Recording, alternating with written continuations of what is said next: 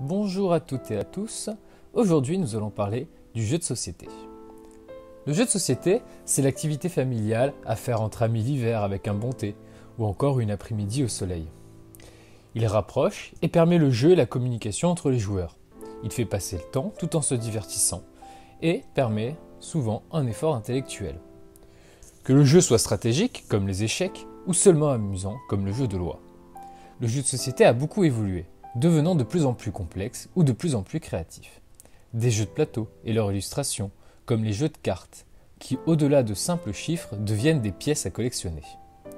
Des jeux qui deviennent parfois beaucoup plus que la simple activité ludique.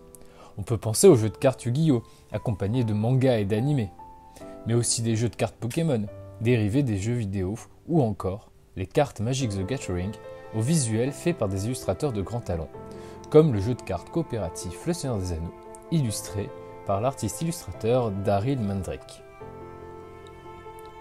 Des jeux de société populaires apparaissent aussi dans des jeux vidéo, cette fois.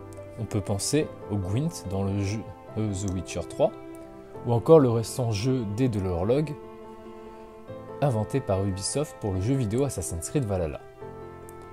Le jeu de société passe par tous les médiums et s'adapte sur tous les supports, comme la série Le jeu de la dame qui nous parle des échecs, ou encore des films comme Jumanji qui tournent autour d'un jeu de plateau pas comme les autres. Le jeu de société a donc évidemment trouvé sa place dans les représentations artistiques et devient, pour certains artistes, une œuvre à part entière. Dans l'histoire de l'art. Dans l'histoire de l'art, le jeu a souvent fait l'objet de différentes représentations picturales. Dans Nefertari jouant au Sénet, sur une peinture dans la tombe de la reine, on représente celle-ci jouant à ce jeu de l'Égypte antique, pratiqué à l'époque par les nobles. Jeu qui signifie le passage dans le royaume d'Osiris. Ceux qui pratiquaient le Sénet jouaient leur destin dans les parties. Il y avait 7 puis 5 pièces blanches et noires. À l'époque romaine, les dés sont lancés, apparus chez les Égyptiens, mais aussi en Inde, vers 3000 avant notre ère, les dés faisaient largement partie du paysage ludique dans les couches populaires romaines, comme dans les hautes sphères. On rapporte même que l'empereur Néron n'hésitait pas à jouer sur un coup de dé la somme de 400 000 sesterces, soit l'équivalent de la solde de 400 soldats. Le jeu de cartes fera lui son apparition pour la toute première fois en 1370. Il se démocratisera avec l'invention de l'imprimerie. À la fin du XIXe siècle, les cartes adopteront des décors spécifiques plus proches du réel. La voie est ouverte pour de nouveaux types de jeux, comme le Monopoly, dont le premier lancer de dés date de 1930. Bruegel l'Ancien, par exemple, représente une scène rurale, avec plus de 90 jeux d'enfants. Par exemple, la parodie du mariage au centre, un jeu de hasard au bas du tableau, où une petite fille joue aux osselets. Les jeux d'enfants ne se réduisent donc pas à une intention précise. L'œuvre ressemble plus à un éclat de vitalité qu'à une leçon de morale, à une manifestation de vie qu'à l'inventaire d'un temps et d'un lieu, mais avec ses notes d'humour. Du XXe siècle à nos jours. Marcel Brotzers, dans Conquête de l'espace, atlas à l'usage des artistes et des militaires, montre par exemple de toutes petites cartes qui sont autant de cartes à jouer dans un livre minuscule. Mais l'œuvre jeu société la plus proche du jeu société actuel est bien l'œuvre de Clara Le Picard, qui propose, elle, un jeu en public qui met en présence des artistes et les fait parler des œuvres qui les ont construits.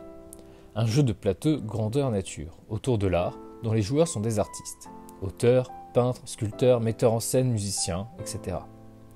Et des experts en sciences humaines. L'œuvre se compose d'un tapis de sol imprimé, de palets et du public assis sur des bancs en cercle autour du tapis de sol. Les participants sont en équipe à un nombre égal. Comme à la pétanque, chaque joueur de chaque équipe joue à son tour. Les joueurs doivent avoir du plaisir à partager leurs pensées et découvrir d'autres pensées. Le public est convié à découvrir l'univers de chaque artiste participant, la matrice de sa création. Les artistes, quant à eux, doivent gagner la partie en donnant à voir leur version de l'histoire de l'art. Tombe sur corps. Il a 3 minutes pour parler. Alors ça me fait penser au David de Michel-Ange, cette grande sculpture d'un homme nu qui porte un morceau de cuir sur son épaule. C'est la fronde avec laquelle David va lancer la pierre qui va terrasser Goliath. Il a une posture provocatrice avec son déhanché Il a été sculpté par Michel-Ange dans un seul bloc de marbre de Carrare, dans lequel d'autres sculpteurs avaient essayé de faire des sculptures, mais sans succès. Et je me demande Alors, souvent s'il a une idée, il marque un point. S'il arrive à citer le nom de l'artiste dont il parle, il marque un deuxième point. S'il cite le nom de l'œuvre d'art dont il parle, il marque un troisième point. Et après, s'il le fait très très bien, il peut marquer un quatrième point qui est le point du public. Tony Cragg fait, lui, de géantes sculptures avec des dés qui donnent des formes organiques étranges. L'artiste s'amusant à accumuler les objets avant de faire émerger une œuvre sculpturale. Marie-Claude Boutillier met en scène, elle, Marinette, une marionnette créée à son effigie. Dans ses capsules, Marinette parle de son travail d'atelier, de la peinture, de l'art en général. Elle se déplace et évolue dans des environnements picturaux qui déclinent les préoccupations de l'artiste avec le médium peinture. Kent Mockman incarne pareillement des alter-ego, des personnages faisant irruption dans le cours de l'histoire.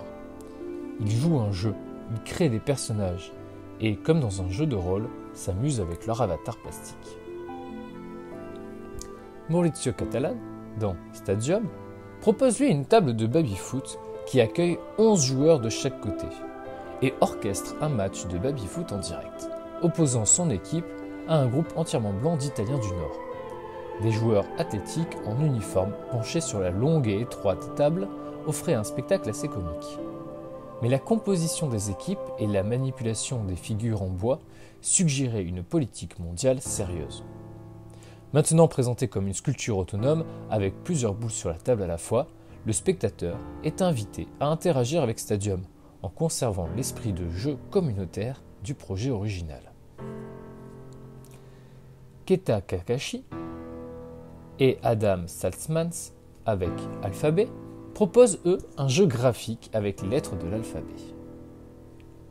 C'est une course dans laquelle il faut mener vos lettres jusqu'à la ligne d'arrivée. Un parcours du combattant rendu dans de simples couleurs primaires.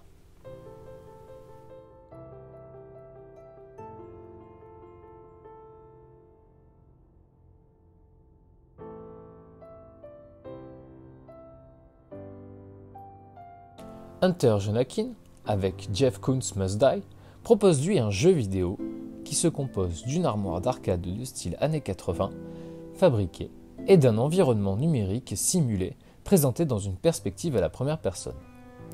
Les téléspectateurs doivent payer 25 cents pour jouer au jeu et l'environnement virtuel est parcouru avec un joystick et 2 boutons d'arcade.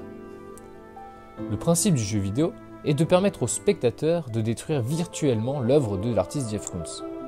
Le jeu se déroule dans un grand musée lors d'une rétrospective de celui-ci. Le spectateur se voit offrir un lance-roquette et le choix de détruire l'une des œuvres exposées dans la galerie. Si rien n'est détruit, le joueur est autorisé à regarder autour de lui pendant quelques minutes, puis le jeu se termine. Cependant, si une ou plusieurs pièces sont détruites, un modèle animé de Jeff Koons sort et réprimande le spectateur pour avoir annihilé son art. Il envoie ensuite des gardes pour tuer le joueur. Si le joueur survit à ce tour, il ou elle a la possibilité d'entrer dans une pièce où des vagues de conservateurs, d'avocats, d'assistants et de gardes apparaissent jusqu'à ce que le joueur soit mort. En fin de compte, le jeu est impossible à gagner et agit comme un commentaire sur le système des studios d'art, la culture muséale, l'art et le commerce, les structures de pouvoir hiérarchiques et les tendances destructrices des visiteurs des galeries.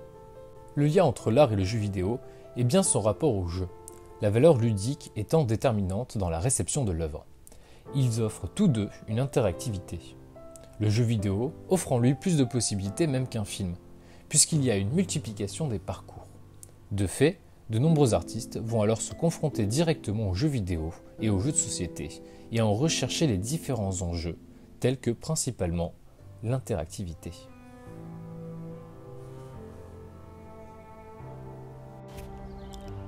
Restez créatifs, au revoir.